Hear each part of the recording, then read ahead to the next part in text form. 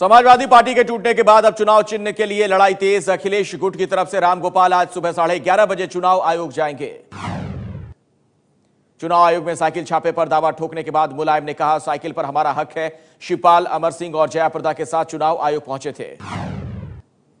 क्या मुलायम के नाम पर फैसले कोई और ले रहा है? यह सवाल इसलिए क्योंकि 1 जनवरी को मुलायम के नाम से किरणमयी नंदा और रामगोपाल को पार्टी से निकालने के आदेश वाली चिट्ठियों में मुलायम के अलग अलग दस्तखत हैं। अखिलेश के करीबी सूत्रों से एबीपी न्यूज को जानकारी मिली है कि साइकिल चिन्ह जब्त होने की स्थिति में अखिलेश मोटरसाइकिल चुनाव चिन्ह के लिए चुनाव आयोग में अर्जी लगा सकते हैं। मुलायम ने अपने करीबी आजम खान को आज दिल्ली बुलाया है। शनिवार को आजम ने ही बाप बेटे में सुलह कराई थी। हरदोई में समाजवादी पार्टी के कार्यालय पर नरेश अग्रवाल समर्थकों ने जमाया कब्जा। मुलायम शिवपाल के फाड़े पोस्टर, मचाया बवाल। पीएम मोदी ने लखनऊ की परिवर्तन महारैली में कहा, यूपी में बीजेपी का नहीं, विकास का 14 साल का वनवास खत्म होने वाला है। बीएसपी प्रमुख मायावती आज दोपहर 12 बजे प्रेस कॉन्फ्रेंस करेंगी। माना यह जा रहा है कि समाजवादी पार्टी में मचे घमासान और पीएम मोदी की रैली को लेकर हमला बोलेंगी। यूपी समेत चुनाव वाले 5 राज्यों के मुख्य चुनाव अधिकारी के साथ दिल्ली में आज चुनाव आयोग की अहम बैठक। चुनाव की तारीखों का किसी भी वक्त ऐलान हो सकता है। नोटबंदी का 56वां दिन है। बैंक और एटीएम के बाहर लाइन पहले के मुकाबले काफी छोटी हुई, लेकिन एक बार में पूरे 24,000 निकालने में अभी भी दिक्कत। एसबीआई की चेयरपर्सन अरुंधति भट्टाचार्य ने कहा, 500 के नोट पर्याप्त संख्या में आने के बाद इस महीने के आखिर तक हालात सुधरेंगे, लेकिन पूरी तरह कैश की समस्या खत्म होने में मार्च तक का वक्त लगेगा। नोटबंदी के बाद आपकी ईएमआई कम होगी। एसबीआई और पंजाब नेशनल बैंक के बाद देना बैंक ने ब्याज दर में 0.75% की कटौती की है।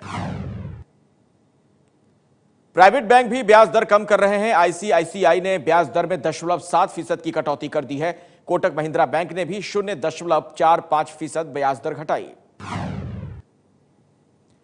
बंधन बैंक ने ब्याज दर में सबसे ज्यादा 1.48% की कटौती की है। अगर आप किसी रेस्टोरेंट की सर्विस से संतुष्ट नहीं हैं तो आप बिल में जोड़े गए सर्विस चार्ज को देने से मना कर सकते हैं। अभी 5 से 20% तक सर्विस चार्ज वसूला जाता है। लेकिन होटल और रेस्टोरेंट वाले कह रहे हैं कि सरकार के इस नियम से होटल और ग्राहकों के बीच सर्विस टैक्स को लेकर विवाद होगा। सरकार को या तो इसे रखना चाहिए था या खत्म कर देना चाहिए था। महाराष्ट्र में शिवसेना कोटे से मंत्री गुलाबराव पाटिल का अजीब बयान। कहा, नोटबंदी से केवल गृहिणियों के जमा पैसे बाहर आए, आम आदमी आज भी कैश की किल्लत से परेशान। सूरत में पीपुल्स कोऑपरेटिव बैंक की 12 ब्रांच पर सीबीआई के छापे। बैंक पर बड़े पैमाने पर फर्जीवाड़ा कर काले धन को सफेद करने का इल्जाम। काले धन को सफेद करने के खेल में शामिल सूरत के रजनी ज्वेलर्स और कृति क्रिएशन पर सीबीआई का छापा। बैंक में फर्जी खाते खोलकर 65 करोड़ के पुराने नोट जमा किए गए थे। सरकार का Bhim app Google play store पर टॉप ट्रेंड कर रहा है। 3 दिन में 30 लाख लोग इसे डाउनलोड कर चुके हैं। 5 लाख से ज्यादा ट्रांजैक्शन हुए।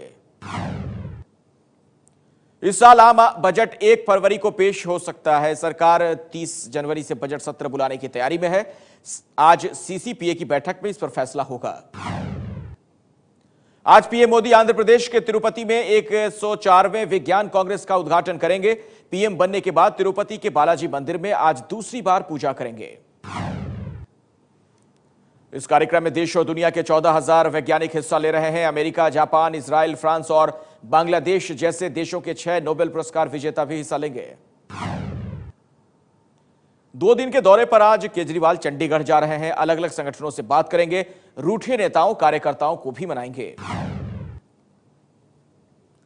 चीफ जस्टिस टीएस ठाकुर आज रिटायर हो रहे हैं। उनकी जगह जस्टिस जगदीश सिंह खेहर लेंगे, जो सुप्रीम कोर्ट के सर्वोच्च पद पर पहुंचने वाले सिख हैं।